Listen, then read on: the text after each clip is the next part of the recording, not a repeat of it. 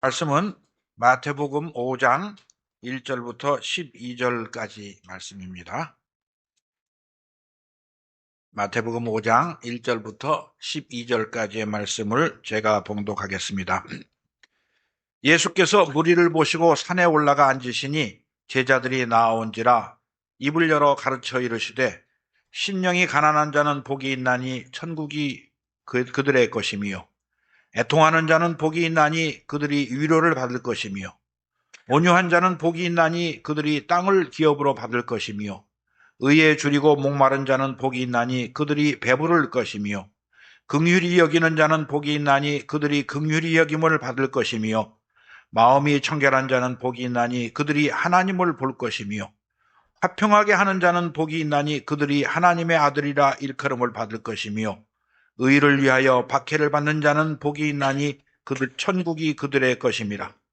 나로 말미암아 너희를 욕하고 박해하고 거짓으로 너희를 거슬러 모든 악한 말을 할 때에는 너희에게 복이 있나니 기뻐하고 즐거워하라. 하늘에서 너희의 상이 큼이라. 너희 전에 있던 선지자들도 이같이 박해하였느니라. 아멘. 찬양대에 찬양이 있겠습니다.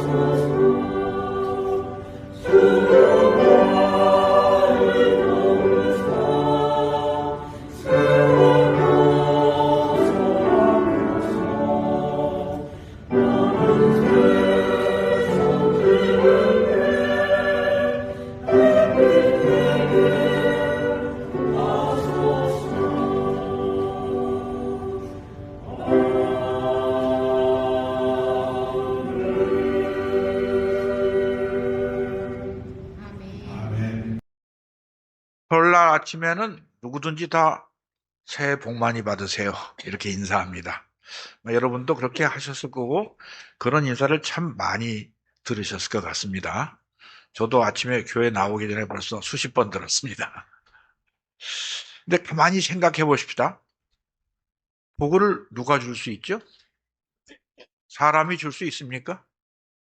자기가 주지도 못할 복을 많이 받으라는 게 좀 이상합니다.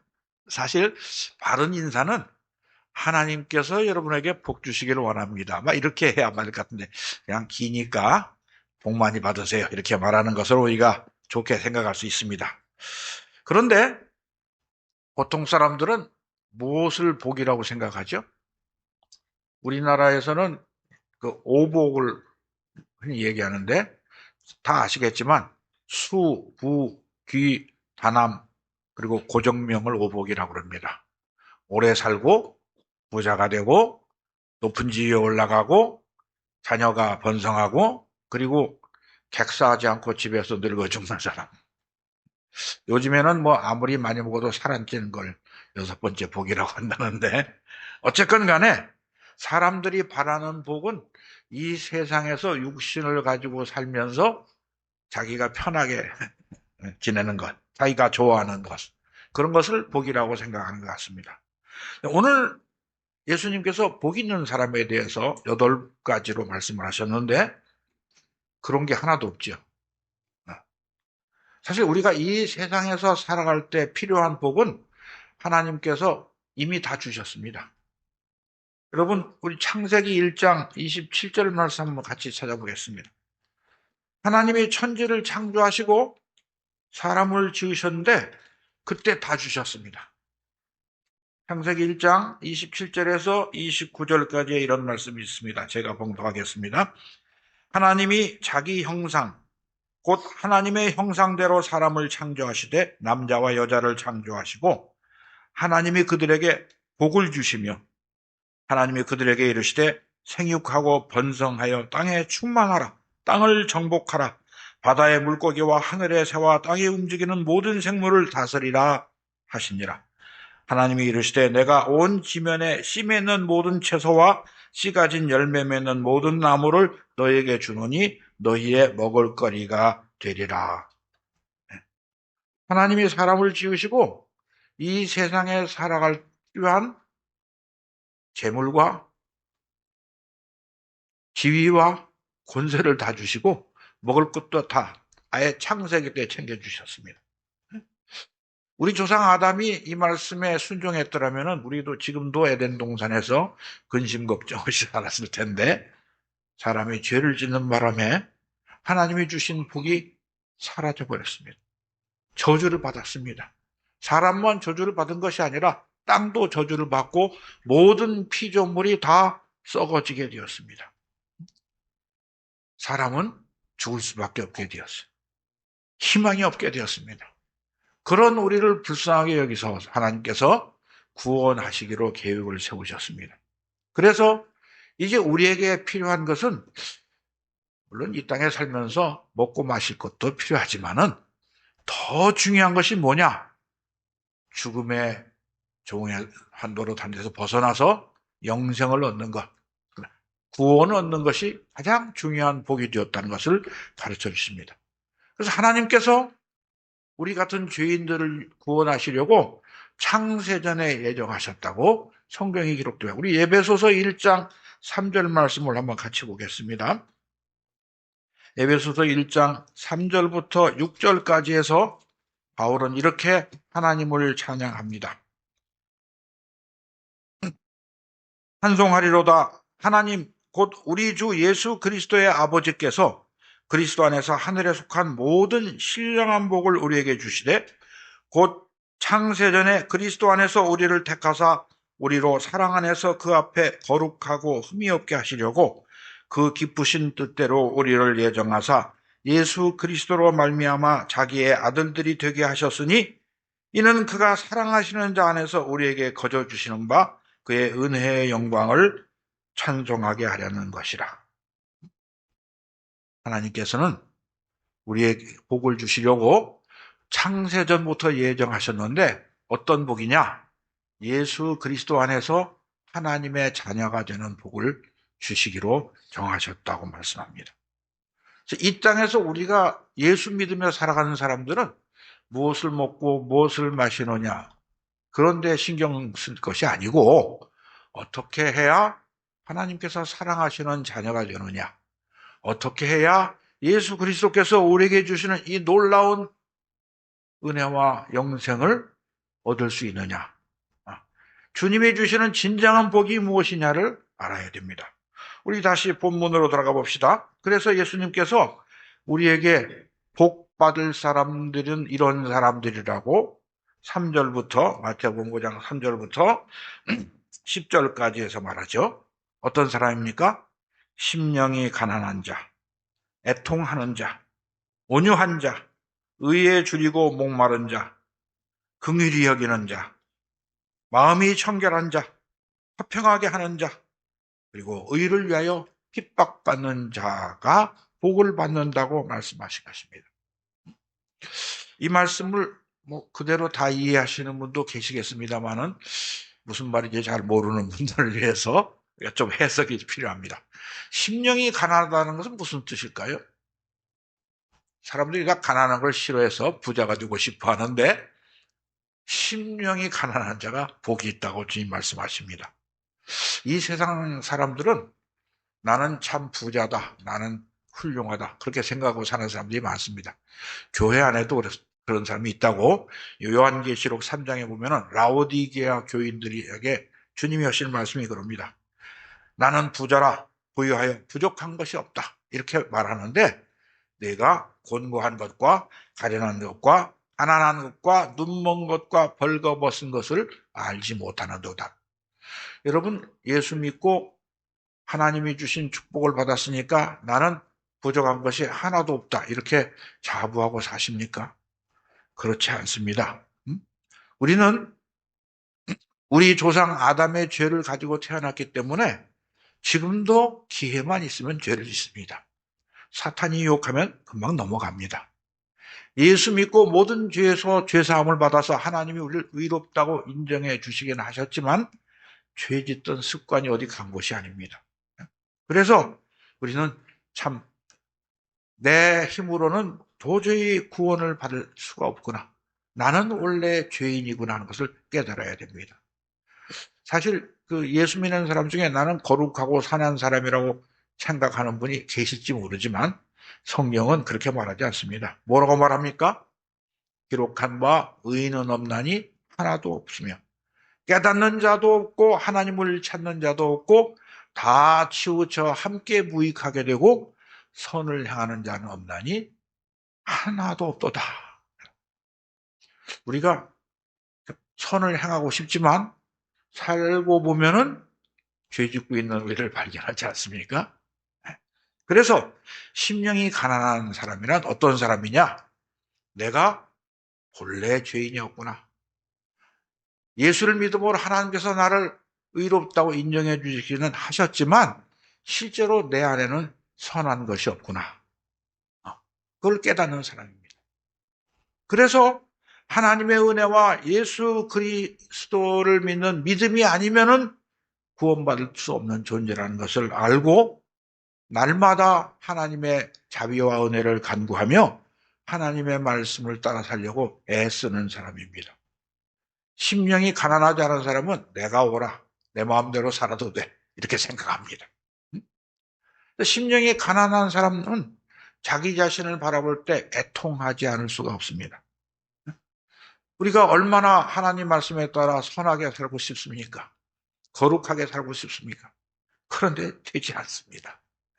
그래서 자기 자신을 바라보면은 날마다 애통해하고 회개하고 슬퍼하는 것입니다. 이렇게 심령이 가난한 사람은 애통해하는 사람은 다른 사람을 대할 때 온유한 사람이 됩니다. 왜 그렇습니까? 나 같은 죄인을 위해서 십자가에 돌아가신 예수 그리스도의 사랑을 받았는데 나를 미워하고 나를 싫어하는 사람들을 내가 미워하고 원수로 삼아야겠다. 그럴 수 없기 때문입니다. 그래서 온유한 사람은 그리스도를 믿음으로 성령을 받아서 저 사람도 나 같은 죄이구나. 그렇게 생각하면서 나에게 악하게 대하는 사람에 대해서 참을 수 있게 됩니다. 오래 참는 사람이 됩니다. 나를 해친 사람을 바라보면서 나 같은 죄인을 위해 십자가에 돌아가신 예수 그리스도의 마음을 가지고 오히려 그를 불쌍하게 여기는 것입니다. 그래서 악을 선으로 갚고 하나님의 은혜가 아니면 저 사람 도저히 용서받을 수 없다는 사실을 깨닫고 그를 위해 기도하는 사람이 됩니다. 그래서 심령이 가난해야 애통하는 사람이 되고 애통해야 온유한 사람이 될 수 있는 것입니다. 이렇게 심령이 가난하고 애통해하며 온유한 마음을 가지게 된 사람은 의에 대하여 줄이고 목마르게 됩니다. 내가 예수 그리스도를 믿음으로만 구원받을 수 있구나. 그래서 하나님의 말씀을 사모하게 되고 하나님의 뜻이 무엇인가를 구하는 것입니다. 시편에서 목마른 사슴이 시냇물을 찾기에 갈급함처럼 내 영혼이 하나님을 찾기에 갈급한 것입니다. 날마다 하나님의 말씀을 읽고 하나님의 말씀을 즐거워하고 주야로 묵상하는 사람이 되는 것입니다. 그래서 의에 줄이고 목마른 사람이 하나님의 말씀을 받게 되면은 다른 사람들을 긍휼히 여기게 됩니다. 세상 사람들은 남의 것을 빼앗아서라도 내 배를 채우려 합니다만은 우리는 나보다 약하고 불쌍한 사람들을 볼 때 그들을 돕고 사랑하는 것이 나의 사명인 것을 압니다. 이렇게 하나님의 말씀을 따라 살다 보면은 우리가 마음이 청결해집니다. 하나님을 바라볼 수 있도록 되는 것입니다. 그래서 이 시기와 분쟁과 질투와 미움으로 가득한 이 세상에 하나님의 화평을 전할 수 있게 됩니다. 이렇게 예수님의 말씀을 따라서 주님을 위해 살게 되면 세상이 미워하게 되어 있습니다. 그럴 때 우리에게 고난이 오는데 의를 위하여 핍박받는 것이 복이 있다는 사실을 깨닫고 예수님이 가신 길을 뒤따라가는 것입니다. 예수님께서 복받을 만한 사람에 대해서 8가지로 말씀하셨는데 그것이 세상 사람들의 사고방식과 아니 사실 또 우리들의 사고방식과 얼마나 다른지 우리가 알 수 있지 않겠습니까? 우리 한번 생각해 봅시다. 만약 예수님이 오늘 여러분에게 오셔서 너 소원 8가지 말해봐. 내가 들어줄게. 그러면은 뭘 달라고 간구하시겠습니까? 주님, 제 심령을 가난하게 해주십시오. 이렇게 말씀하겠습니까? 아니면 한 100억만 주시면 좋겠는데요. 그러겠습니까? 아직도 우리는 여전히 이 세상에 있는 것들을 사랑하고 좋아합니다. 아마 대부분의 사람들이 돈이나 명예나 권력이나 아니면 뭐 육신의 건강이나 이런 것을 주님에게 구할 것 같습니다. 교회 오래 다니고 스스로 경건하다고 생각하는 사람도 여전히 이 세상에 있는 것들을 구합니다. 그러나 예수님께서는 우리에게 주시는 복이 이 8가지 이 팔복을 말하면서 무엇을 주신다고 하시는지 한번 봅시다. 심령이 가난한 자에게 무엇을 주신다고 그랬어요? 천국을 주신다고 그랬습니다. 천국이 뭡니까?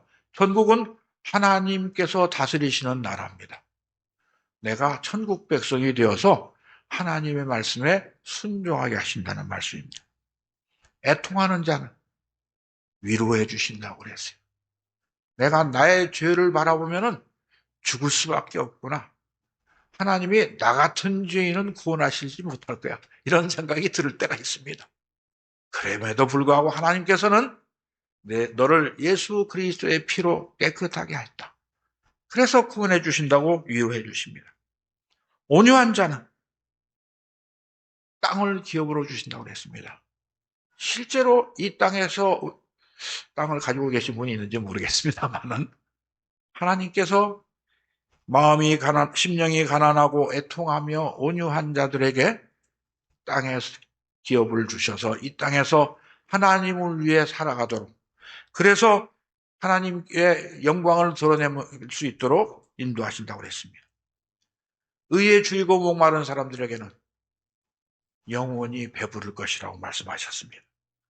긍휼히 여기는 자는 하나님께서 긍휼히 여기시고 마음이 청결한 자에게 하나님께서 당신의 영광을 보여주실 것입니다. 화평케 하는 자는 하나님의 아들이라 일컬음을 받는다고 말씀하셨습니다. 우리가 받고 싶어하는 것과 다 다른 얘기죠. 하나님의 생각이 우리의 생각과 다르다는 것을 우리가 늘 기억해야 됩니다. 하나님 말씀하셨습니다. 하늘이 땅보다 높음 같이 내 길은 너희 길보다 높으며 내 생각은 너희 생각보다 높으니라. 많은 사람들이 하나님의 말씀이 내 생각과 다르면 하나님이 틀렸는데 그럽니다. 그렇습니까? 안 그렇습니다. 내가 틀린 것입니다. 그래서 우리가 우리 주님이 주시는 하늘에 속한 신령한 복을 받으려면은 먼저 내가 이제까지 가지고 살던 그 가치관을 버려야 됩니다. 예수님께서 아무든지 나를 따르려면 자기를 부인해라 하신 겁니다. 내가 원하던 것, 내가 좋다고 생각하던 것, 내 육체와 마음이 원하던 것을 따라가면 안 된다는 사실을 알아야 됩니다. 그래서 우리는 어떻게 살아야 됩니까? 성령님의 인도하심에 순종해야 됩니다. 우리 갈라디아서 5장 16절 말씀을 한번 같이 보겠습니다. 갈라디아서 5장 신약 성경 307쪽에 있습니다.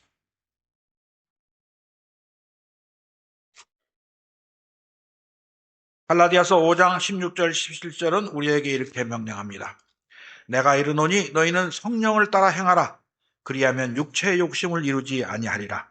육체의 소욕은 성령을 거스르고 성령은 육체를 거스르나니 이 둘이 서로 대적하므로 너희가 원하는 것을 하지 못하게 하려 함이라.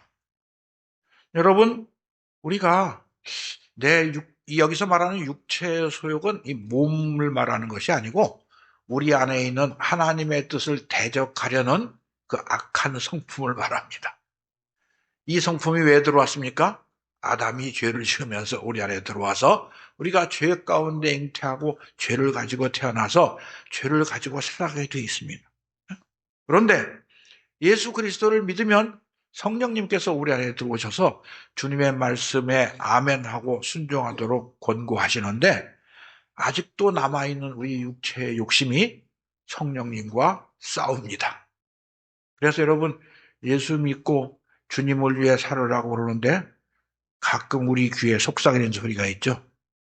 네가 잘 먹고 잘 사는 게 좋지 뭐 때문에 주를 위해 고생하려고 그러냐? 그럴 필요 없다. 그런 속삭임이 들립니다. 그게 육체의 소욕입니다. 우리가 그럴 때 성령님의 인도하심에 따라야 됩니다. 성경에 뭐라고 써 있습니까? 자기를 부인하고 자기 십자가를 지고 나를 따르러 하신 주님의 말씀을 기억해야 됩니다. 그런데 사실 그게 쉽지가 않습니다. 사도 바울도 내가 그렇게 하려고 해보니까 안 되더라 그랬습니다. 그 말씀이 로마서 7장에 있는데 우리 한번 같이 찾아봅시다. 로마서 7장 19절부터 23절까지의 이런 말씀이 있습니다.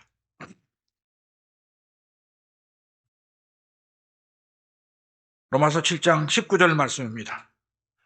내가 원하는 바 선은 행하지 아니하고 도리어 원하지 아니하는 바 악을 행하는도다. 만일 내가 원하지 아니하는 그것을 하면 이를 행하는 자는 내가 아니요 내 속에 거하는 죄니라. 그러므로 내가 한 법을 깨달았노니 곧 선을 행하기 원하는 나에게 악이 함께 있는 것이로다. 내 속사람으로는 하나님의 법을 즐거워하되 내 지체 속에서 한 다른 법이 내 마음의 법과 싸워 내 지체 속에 있는 죄의 법으로 나를 사로잡아 오는 것을 보는도다. 여러분 우리도 이런 느낌 많이 받으셨죠?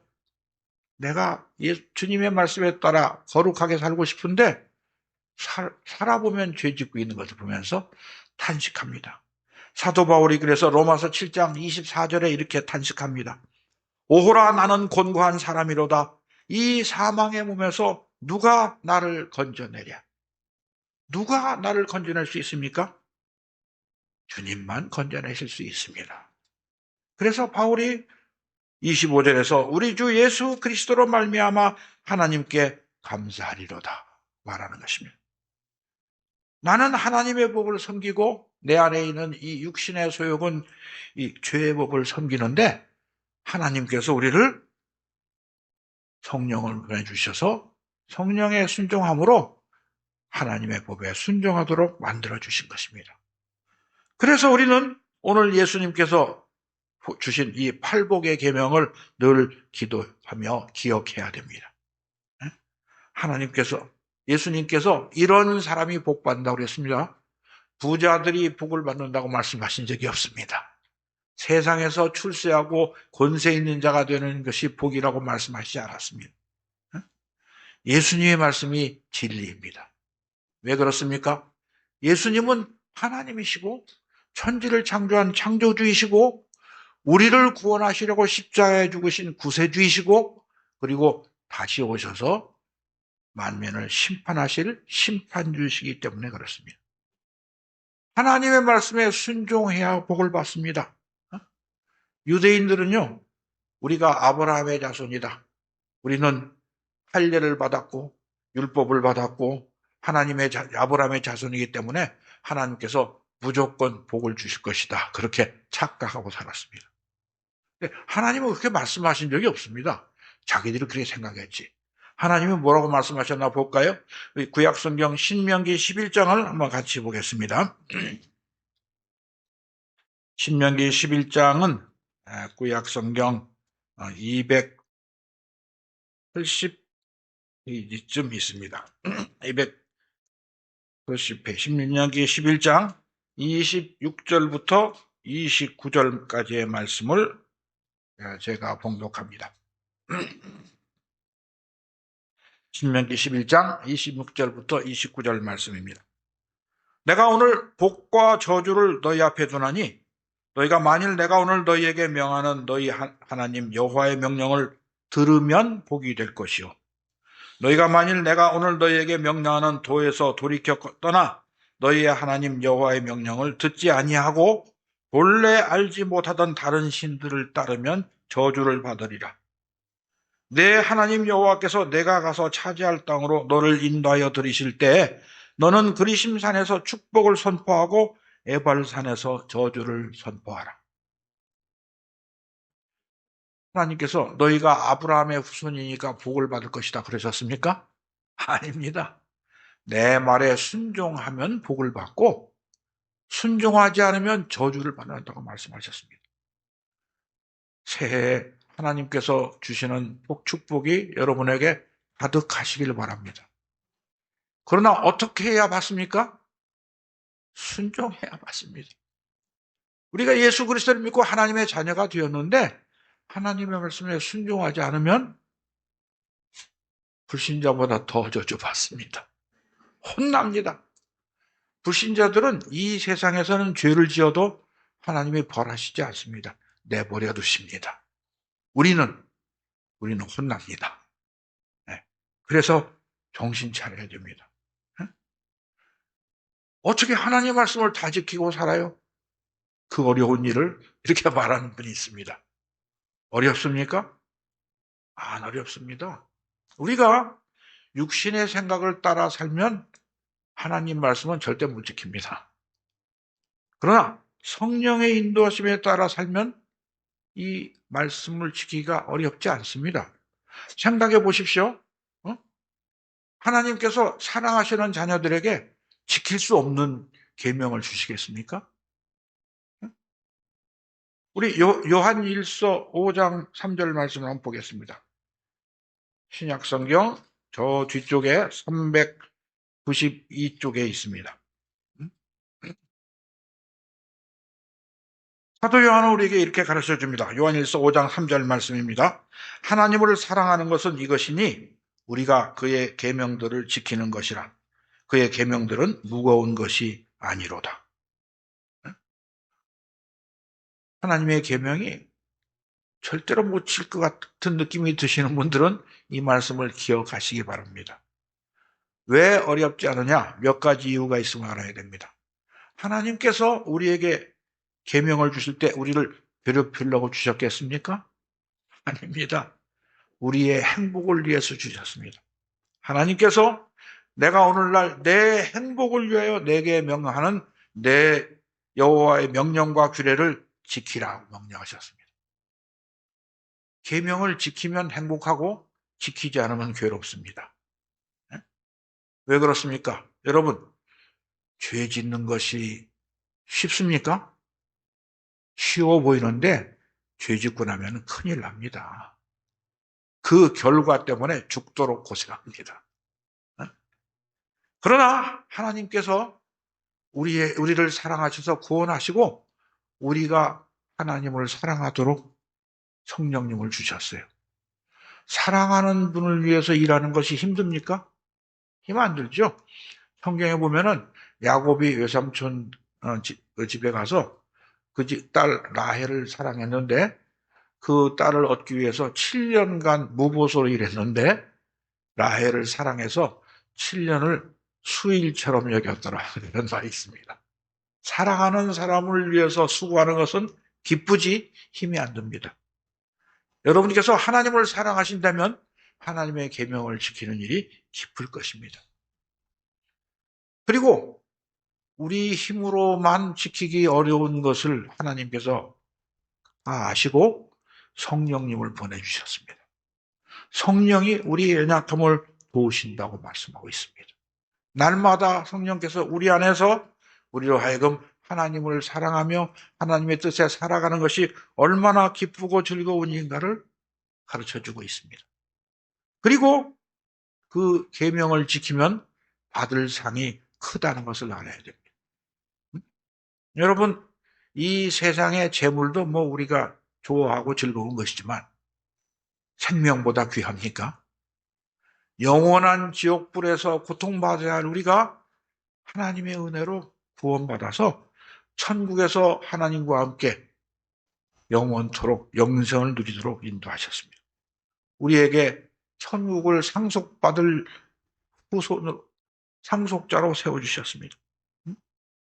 얼마나 엄청난 특권입니까? 주님의 계명이 무겁지 않다는 것을 기억해야 됩니다. 구약의 이스라엘 백성들에게 주님께서 십계명을 주셨는데 그 십계명을 지키는 일이 유대인들에게 굉장히 어려웠습니다. 십계명 중에 하나만 어겨도 다 어기는 거라고 성경에 말하고 있죠. 율법은 순종하면 산다 그랬는데 실제로 순종하도록 힘을 주시지는 못합니다. 그러나 우리 주님께서는 우리에게 계명을 주시고 성령님을 보내주셨어요. 우리가 혹시 또 실족해서 넘어지면은 우리 주님이 지금 하나님 우편에서 우리를 위해서 간구하신다고 그랬습니다. 로마서 8장 34절 말씀입니다.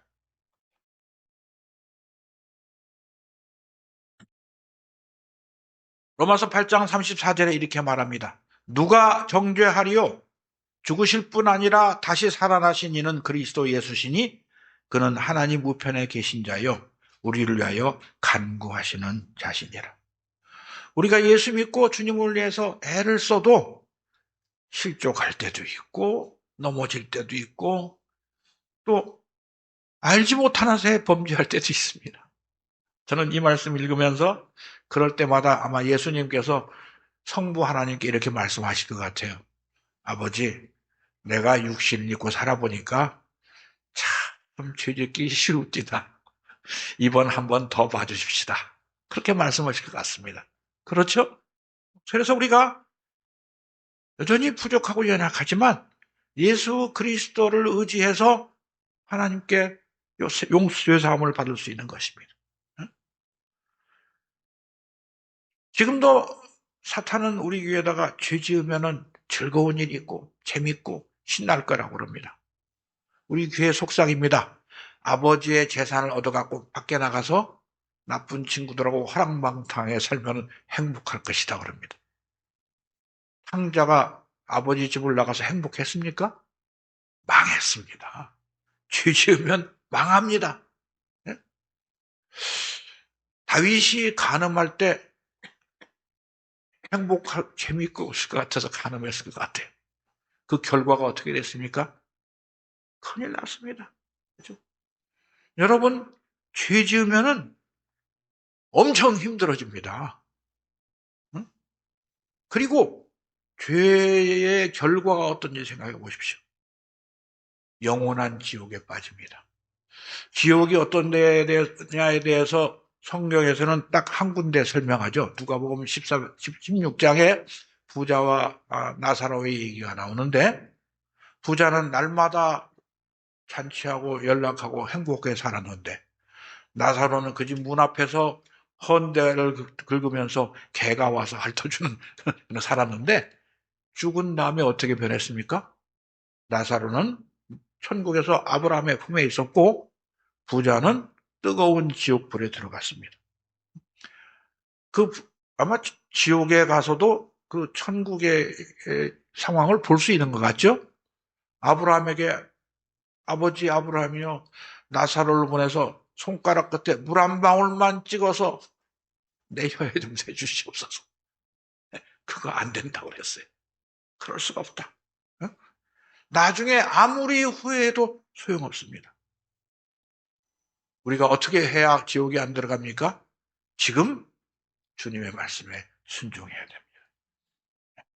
지금 주님의 뒤를 따라가면서 어려운 고난이 혹시 있을 수 있는데 그것은 장차 우리가 천국에서 누릴 영광과 비교할 수 없습니다. 그런데 이상한 것은요, 그래도 주님의 명령을 안 듣는 사람들이 세상에 많습니다. 교회 안에서 많습니다.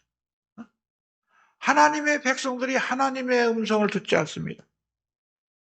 시편 81편 11절에 주님이 이렇게 말씀하셨어요. 내 백성이 내 소리를 듣지 아니하며 이스라엘이 나를 원치 아니하는도다. 지금도 그런 사람이 많습니다. 그러나 우리 귀에 속삭이는 마귀의 거짓말에 귀를 기울이지 맙시다. 하나님 말씀을 들읍시다.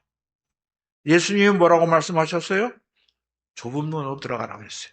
왜? 좁은 멸망으로 인도하는 문은 크고 넓어서 많은 사람이 들어가고 생명으로 인도하는 문은 좁고 길이 협착하여 찾는 이가 적다고 그랬습니다. 저는 수만 명 모이는 교회는 좀 이상하다 생각합니다. 무슨 만민중앙교회 뭐 이런 데 뭐 교인이 6만 명이라든가. 여러분, 많은 사람들이 가면은 좋은 데라고 생각하지 마십시오. 안 그렇습니다. 지금도 생명으로 인도하는 분에 들어간 사람이 적습니다. 우리는요, 교인들 중에 여러 사람이 간다고 따라가면 안 됩니다. 정말로 주님을 따라가는 사람은 많지 않습니다. 교회 안에도 실족하게 하는 사람들이 많다는 걸 기억해야 됩니다. 물론 아직 믿음이 어려서 죄 짓는 습관을 다 버리지 못하는 사람도 있고 또 알고도 죄 짓는 사람이 많은 것이 현실이지만은 우리는 그럴 때마다 예수 그리스도의 말씀이 진리라는 것을 기억해야 됩니다. 원래 이 교회가 죄인들이 모인 곳이라 뭐 죄가 많은 것도 사실입니다만은 그러나 교회 안에 원수들이 와서 가라지를 뿌린다고 지금 말씀하셨죠? 가라지와 알곡의 비유에. 예수님은 알곡만 심으셨는데 원수들이 와서 가라지를 뿌렸어요. 그 가라지를 뽑아버리라고 하셨어요? 아니요, 그냥 내버려 두라고 했어요. 교회 안에서 죄짓고 범죄하는 사람들이 없을 수가 없다는 것을 인정하고 저 가만 보니까 장로도 주일날 그 장사 안 해? 나도 해야겠네? 이러지만 안 되자는 것입니다. 다른 사람이 잘못하는 걸 보고 따라가면 안 됩니다. 우리는 주님의 말씀에 순종해야 됩니다. 그래야 복을 받습니다. 하나님께서 복과 저주를 올해 안에 두셨습니다. 이제 금년 한 해는 저주받을 행동은 하지 마시기 바랍니다. 이 땅에서 심령이 가난한 사람, 자기의 죄로 인하여 날마다 애통해하는 사람, 그리고 다른 죄인들을 바라보면서 온유하게, 그리고 하나님의 의와 의에 줄이고 목마른 사람으로 날마다 하나님의 말씀을 먹고 나보다 못한 사람을 긍휼히 여기고 날마다 주의 성령의 말씀으로 마음을 청결하게 하며 이 시기와 갈등과 분쟁이 가득한 세상에 주의 화평을 전하며 그리고 이 복음을 전하기 위하여 의를 위하여 핍박받는 사람들이 되십시다. 하늘의 축복이 충만할 것입니다. 새해는 우리 주 예수 그리스도의 제자답게 날마다 자기를 부인하고 자기 십자가를 지고 주님의 뒤를 따르는 제자들이 되시기를 축원합니다. 기도하겠습니다. 하나님 아버지, 우리가 지난 한 해를 돌이켜보면서 여전히 교만하고 자기를 사랑하고 육신의 정에 속하여 살았던 것을 회개합니다.